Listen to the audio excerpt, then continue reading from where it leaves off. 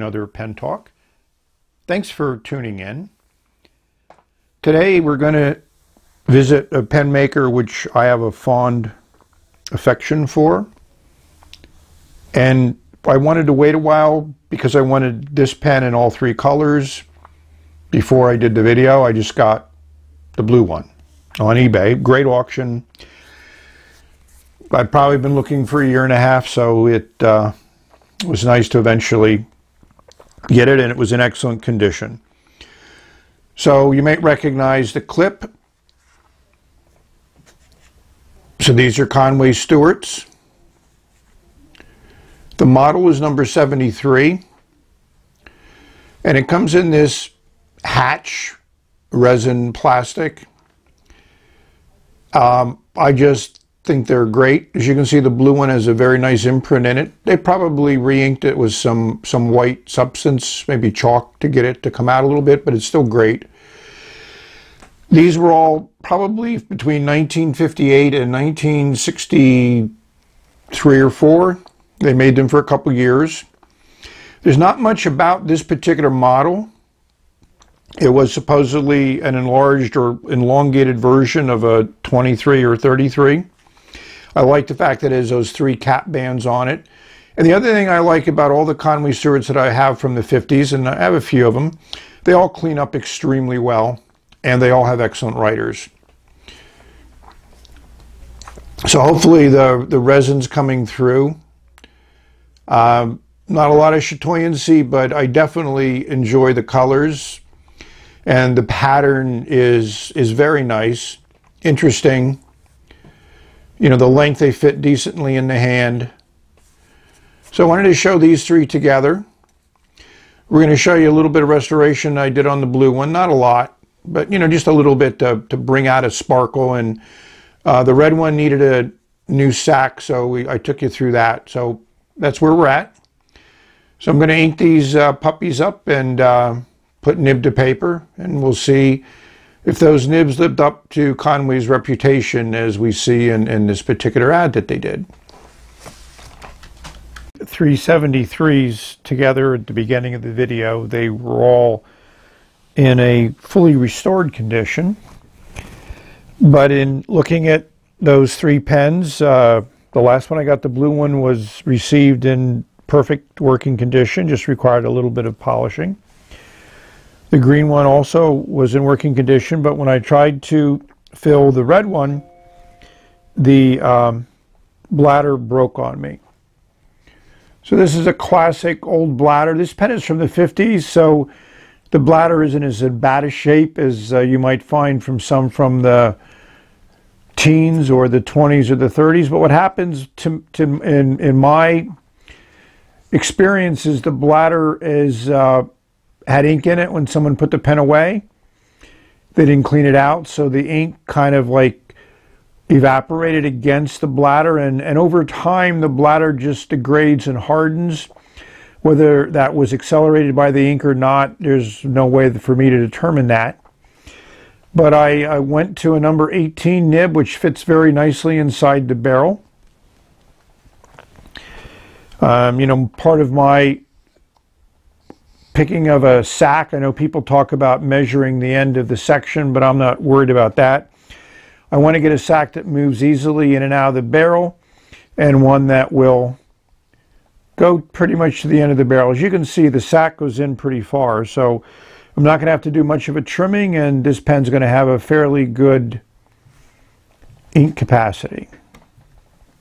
From this disassembled pen is how the Bakelite feed or hard rubber feed is right up to the end of the section, and it has a very deep channel in it, similar to what you might find in a Waterman. In fact, it's even a little deeper. The Waterman's a little bit wider. So when I was flushing out these sections, their flow is excellent.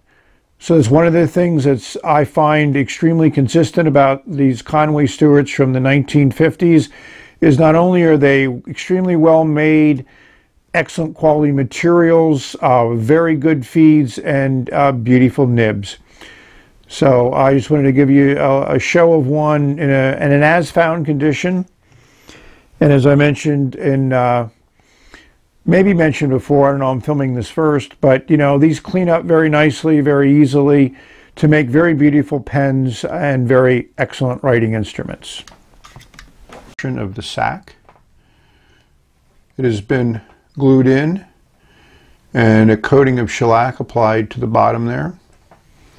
My new process of ensuring that hopefully the sack survives at least my lifetime. We're going to just do a coating of pure talc on the sack to make it slide in easier.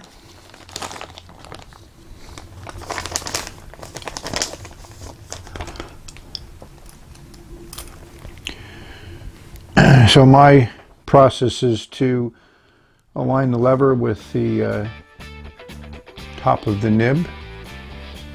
It slides in nice and easy, which is good. Remove some excess from section.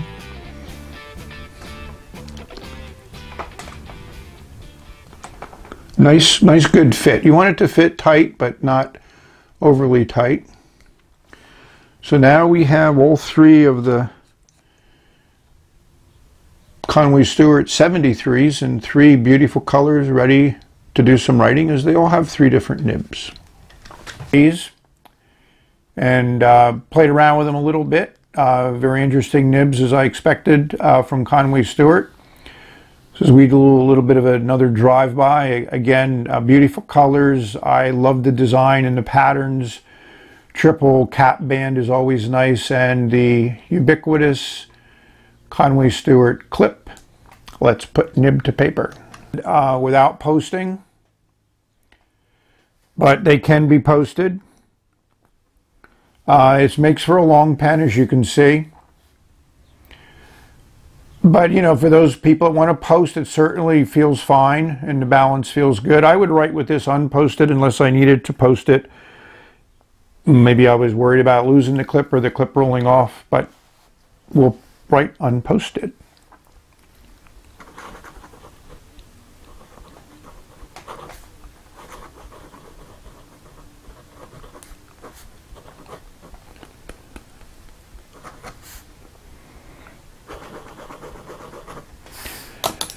I would say that this is a fine nib, and they're all 14Ks.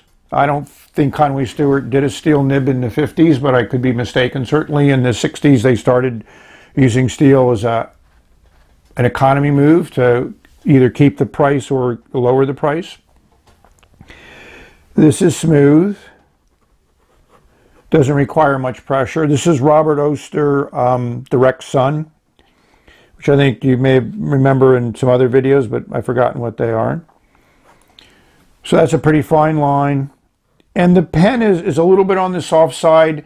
It's certainly not a pen that I would flex or use in a flex mode, but if you need to get a little bit more ink flow, and it is a pretty good ink flow.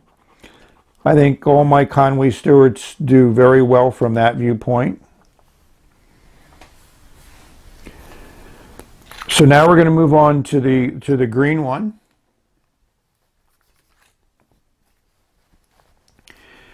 And this also, I put a Robert Oster ink in all of these pens. So this is Robert Oster Jade, one of my really popular greens that I've been using now for almost a year and enjoy every minute of it.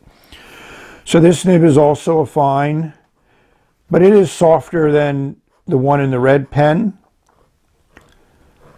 Same amount of line variation, in fact, maybe even a little bit less, but it feels softer. And it feels smoother. It sounds a little bit rough, but this is on Fabriano paper, so you're going to get a little bit of feedback. And with a little pressure, it lays down a decent amount of ink. And I'm impressed with the shading that I'm getting with this Jade ink with this pen on this paper. Sorry about that little skip. That was from me not keeping it oriented properly.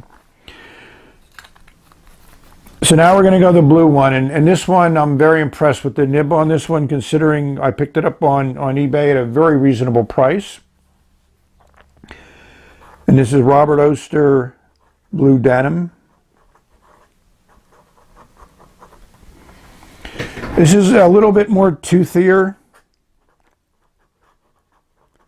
than the other pens, but this has a very unique nib on it. I mean, it doesn't lay down a small patch of ink, that's for certain. And it certainly is a wet writer, much wetter than the other ones. We're going to see if we can do a close-up of the nib because I think it's quite unique. And I said, this is a wet writer, so let's show it off. A decent blue, not quite a true blue, but I certainly like it, and it does do well by me. So hopefully you've enjoyed a little vintage eye candy from an English pen maker that I was fortunate enough to pick up these 3 pens in my collecting experience. So thank you for watching. May you all have great pen experiences. May you enjoy nib on paper. Till later, bye.